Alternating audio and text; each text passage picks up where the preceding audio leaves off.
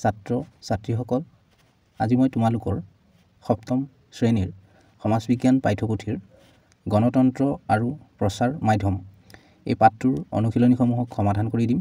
গতিকে ভিডিঅ'টো শেষলৈকে চাই যাবা আৰু এতিয়ালৈকে যদিহে চেনেলটো ছাবস্ক্ৰাইব কৰি লোৱা নাই কৰি লোৱা, কাৰণ তোমালোকৰ এনেধৰণৰ ভিডিঅ'বোৰ ইয়াতে পাই থাকিবা।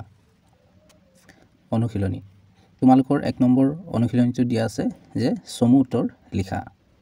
ক প্ৰচাৰ মানে কি? ইয়াৰ উত্তৰ তোমালোকে লিখিবা। সাধাৰণতে প্ৰচাৰ বুলিলে যিকোনো খবৰ, বাতৰি, আদেশ, অনুদেশ, উপদেশ আদি এজনৰ পৰা আন এজনলৈ, এখন ঠাইৰ পৰা আন এখন ঠাইলৈ সম্প্ৰসাৰিত হোৱা প্ৰক্ৰিয়াকে বুজায়। তোমালোকৰ প্ৰশ্নটো দিয়া আছিল যে প্ৰচাৰ মাধ্যমৰ বিভিন্ন ভাগসমূহ কি কি? ইয়াৰ উত্তৰত লিখিবা যে প্ৰচাৰ মাধ্যমৰ বিভিন্ন ভাগসমূহ হ'ল মুদ্ৰিত মাধ্যম, বাতৰি কাকত, আলোচনী, সামাজিক মাধ্যম, হোৱাটছআপ, ফেচবুক, টুইটাৰ, ইনষ্টাগ্ৰাম, বৈদ্যুতিন মাধ্যম, টেলিভিছন, ৰেডিঅ', মোবাইল ফোন। তোমালোকৰ প্ৰশ্নটো দিয়া আছিল যে গণমাধ্যম কাক কয়? উদাহৰণ দিয়া। ইয়াৰ উত্তৰ তোমালোকে লিখিবা যিবোৰ মাধ্যমৰ পৰিসৰ ব্যাপক, যিবোৰে অতি কম সময়ৰ ভিতৰত বহু লোকৰ মাজত খবৰ বাতৰিসমূহ সম্প্ৰচাৰ কৰিব পাৰে, সেইবোৰকে গণমাধ্যম বোলে। গণমাধ্যমৰ উদাহৰণ চলচ্চিত্ৰ, বাটৰ নাট, পুতলা নাচ, গীত মাত আদি। তোমালোকৰ প্ৰশ্নটোত দিয়া আছিল যে প্ৰাচীন কালত ব্যৱহৃত 2 প্ৰকাৰৰ প্ৰচাৰ মাধ্যম কি কি? ইয়াৰ উত্তৰ তোমালোকে লিখিবা যে প্ৰাচীন কালত ঢোল পিটি কা ঘণ্টা বজাই প্ৰচাৰ কাৰ্য চলাইছিল। তোমালোকৰ দ্বিতীয় প্ৰশ্নটোত দিয়া আছিল যে ছপাশাল পোনপ্ৰথমে কোনে আৰু কেতিয়া আৱিষ্কাৰ কৰিছিল? ইয়াৰ উত্তৰত লিখিবা যে ছপাশাল পোনপ্ৰথমে জোহান গুটেনবাৰ্গে 1600 শতিকাত আৱিষ্কাৰ কৰিছিল। এইবাৰ আহিছোঁ তোমালোকৰ 2 নম্বৰ অনুশীলনীটোলৈ। উত্তৰ লিখা।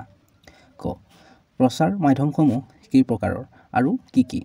সেই মাধ্যমসমূহে জনসাধাৰণক কেনেধৰণে সহায় কৰে? ইয়াৰ উত্তৰ তোমালোকে লিখিবা যে প্ৰচাৰ মাধ্যম প্ৰধানকৈ 3 প্ৰকাৰৰ। 1 মুদ্ৰিত মাধ্যম, 2 সামাজিক মাধ্যম আৰু 3 ইলেক্ট্ৰনিক মাধ্যম। প্ৰচাৰ মাধ্যমসমূহে জনমত গঠনত সহায় কৰিব পাৰে।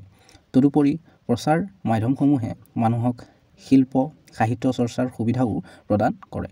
মানুহৰ মাজত অন্তৰ্নিহিত হৈ থকা প্ৰতিভাৰ বিকাশতো প্ৰচাৰ মাধ্যমৰ অৱদান উল্লেখনীয়। জনগণৰ মাজত দেশপ্ৰেম জাগ্ৰত কৰাৰ ক্ষেত্ৰতো প্ৰচাৰ মাধ্যমে জনসাধাৰণক সহায় কৰে। প্ৰচাৰ মাধ্যমে জনসাধাৰণক শিক্ষিত কৰাৰ ক্ষেত্ৰতো বিশেষ বৰঙণি যোগায়। প্ৰশ্নটো দিয়া আছিল যে গণতন্ত্ৰ সবলীকৰণত প্ৰচাৰ মাধ্যমে কেনেধৰণে প্ৰভাৱ পেলায়? ইয়াৰ উত্তৰ তোমালোকে লিখিবা যে গণতান্ত্ৰিক ৰাষ্ট্ৰ এখনক সুপথে পৰিচালিত কৰাত প্ৰচাৰ মাধ্যমৰ ভূমিকা অপৰিসীম। এই কথাত ক'বলৈ হ'লে গণতান্ত্ৰিক চিন্তাধাৰা উজ্জীৱিত কৰাৰ ক্ষেত্ৰত প্ৰচাৰ মাধ্যম এক শক্তিশালী ব্যৱস্থা। গণতন্ত্ৰৰ সফলতা বহু পৰিমাণে নিৰ্ভৰ কৰে প্ৰচাৰ মাধ্যমৰ ভূমিকাৰ ওপৰত। দেশৰ জনসাধাৰণৰ কল্যাণৰ অৰ্থে গণতান্ত্ৰিক চৰকাৰ এখনে কেনেধৰণৰ কাম কৰে বা আঁচনি গ্ৰহণ কৰে, সেইবিলাকৰ বিষয়ে আমি প্ৰচাৰ মাধ্যমৰ যোগেদিয়ে অৱগত হওঁ। চৰকাৰী প্ৰচাৰ অভিযানৰ পৰা চৰকাৰৰ বিভিন্ন আঁচনিসমূহ জনসাধাৰণে জানিব পাৰে আৰু সেইবোৰৰ সুবিধা গ্ৰহণ কৰিব পাৰে। লগতে জনমত প্ৰকাশত প্ৰচাৰ মাধ্যমেই সদায় আগভাগ লয়।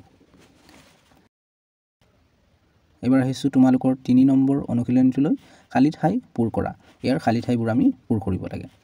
ইয়াত লিখিবা যোগাযোগ ব্যৱস্থাৰ লগত জড়িত সকলো উপাদানে প্ৰচাৰৰ একোটা মাধ্যম। মানুহৰ মাজত ইয়াত লিখিবা অন্তৰ্নিহিত হৈ থকা প্ৰতিভাৰ বিকাশত প্ৰচাৰ মাধ্যমৰ অৱদান উল্লেখনীয়। ইয়াত লিখিবা জোহান গুটেনবাৰ্গে ছপাশাল আৱিষ্কাৰ কৰিছিল। কম্পিউটাৰক অসমীয়াত ইয়াত তোমালোকে লিখিবা পৰিকলন যন্ত্ৰ বুলি কোৱা হয়। গণতন্ত্ৰত চৰকাৰ আৰু ৰাইজৰ মাজৰ ইয়াত তোমালোকে লিখিবা যোগসূত্ৰ হৈছে প্ৰচাৰ মাধ্যম। এবাৰ আহিছোঁ তোমালোকৰ 4 নম্বৰ অনুশীলনীটোলৈ। শুদ্ধ উত্তৰটো বাছি উলিওৱা। কটো দিয়া আছে জ্যোতিপ্ৰসাদ আগৰৱালাক ৰূপ কোঁৱৰ সৈনিক শিল্পী বুলি কোৱা হয়। ইয়াৰ শুদ্ধ উত্তৰটো হ'ব ৰূপ কোঁৱৰ জ্যোতিপ্ৰসাদ আগৰৱালাক ৰূপ কোঁৱৰ বুলি কোৱা হয় সৈনিক শিল্পীটো মই ইয়াতে কাটি দিছোঁ মানে সেইটো নিলিখিবা যিটো কাটি দিছোঁ বা কাটি দিওঁ সেইকেইটা নিলিখিবা হয়তো চাইছোঁ অতীজত ৰজাই প্ৰজাক বাতৰি দিবৰ বাবে মাইক ঢোলৰ সহায় লৈছিল ইয়াৰ শুদ্ধ উত্তৰটো হ'ব ঢোলৰ সহায় লৈছিল গটো চাইছোঁ মুদ্ৰিত মাধ্যমসমূহ হ'ল ৰেডিঅ' কিতাপ ইয়াৰ শুদ্ধ উত্তৰটো হ'ব কিতাপ ঘটো চাইছোঁ অনাটৰ যন্ত্ৰৰ আৱিষ্কাৰক আৰ্কিমিডিছ মাৰ্কনি ইয়াৰ শুদ্ধ উত্তৰটো হ'ব মাৰ্কনি এবাৰ উঙটো চাইছোঁ ইলেক্ট্ৰনিক মাধ্যম হ'ল বাতৰি কাকত কম্পিউটাৰ ইয়াৰ শুদ্ধ উত্তৰটো হ'ব কম্পিউটাৰ তো মৰমৰ ছাত্ৰ ছাত্ৰীসকল অনুশীলনীসমূহ ইয়ালৈকে আছিল তোমালোকৰ সমাজ বিজ্ঞান পাঠ্যপুথিৰ অন্য পাঠবোৰৰ অনুশীলনীসমূহৰ ভিডিঅ'বোৰৰ লিংকবোৰ এই ভিডিঅ'টোৰ তলতে পাই যাবা ইয়াতে ক্লিক কৰি চাই ল'ব পাৰিবা আৰু এতিয়ালৈকে যদিহে চেনেলটো ছাবস্ক্ৰাইব কৰি লোৱা নাই কৰি লোৱা কাৰণ তোমালোকৰ এনেধৰণৰ ভিডিঅ'বোৰ ইয়াতে পাই থাকিবা ভিডিঅ'টো ইয়াতে সমাপ্ত কৰিছোঁ ধন্যবাদ